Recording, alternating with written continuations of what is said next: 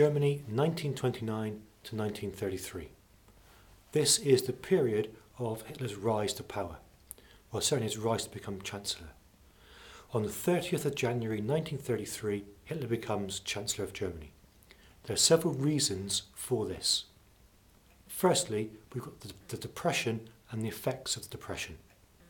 We've seen how in 1929, in October, the Wall Street crash kicked off a series of events known as the Depression.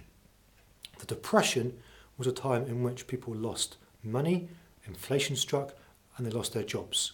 In fact, in Germany, 6 million people were unemployed as a consequence of the Depression by 1933.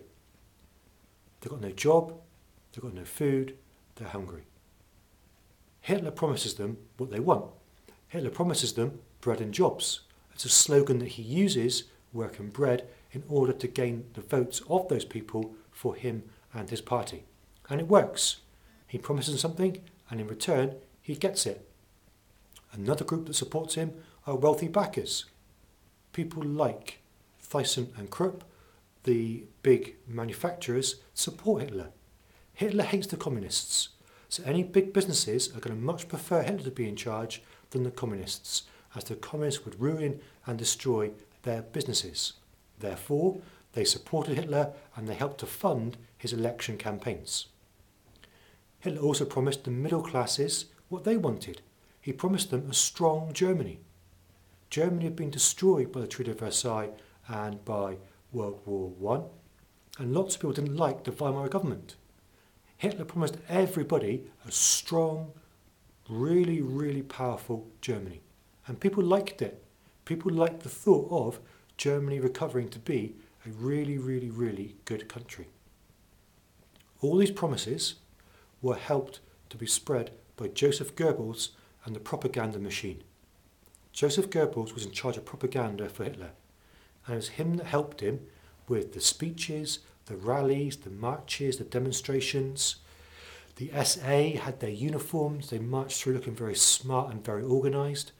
Everything about the Nazi propaganda machine portrayed them to be strong, confident, good leaders of Germany. In 1932, as part of his propaganda campaign, Hitler carries out his Hitler over Germany campaign, in which he uses an aeroplane, quite new at the time in this kind of context, to travel to 20 different cities in 7 days across Germany. This is particularly good and particularly powerful because, as we know, Hitler is an excellent public speaker. He's able to get his message across very clearly and get people on his side. As a consequence, they are much more likely to vote for him. So he's making promises to lots of different groups. He makes promises to the farmers, who up until 1929 didn't really benefit from the Weimar government, so he promises to make them a more important part of the German future.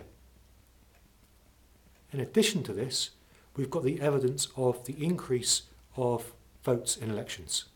In 1928, the Nazis get 12 seats. They get 12 seats, which is less than 3% of the votes. By 1930, they've gone up to 107 seats. By July 1932, they're up to 230 seats. They fall back in November 1932 to 197. But they've increased their votes massively. Hitler's able to use the Nazi Party as a weapon to try and get more and more control of Germany. They're becoming more powerful as a party, so consequently he's becoming more powerful as a leader. And he uses this to help him maneuver himself into a position of real authority. In the year leading up to 1933, there's lots of breaking up with the Reichstag, the German parliament, and because of the system of proportional representation, it's hard to get agreements. Hitler uses this to his advantage. Von Papen and Hindenburg's the president and Von Papen is a leading politician. Between them, they think they can control Hitler. So they agree that if Von Papen becomes the vice-chancellor, with Hitler as chancellor, between them, Hindenburg as president and Von Papen as vice-chancellor, they can control Hitler. They can make sure he doesn't get too powerful and make sure that he's kept under control and cannot get out of control. That's the plan.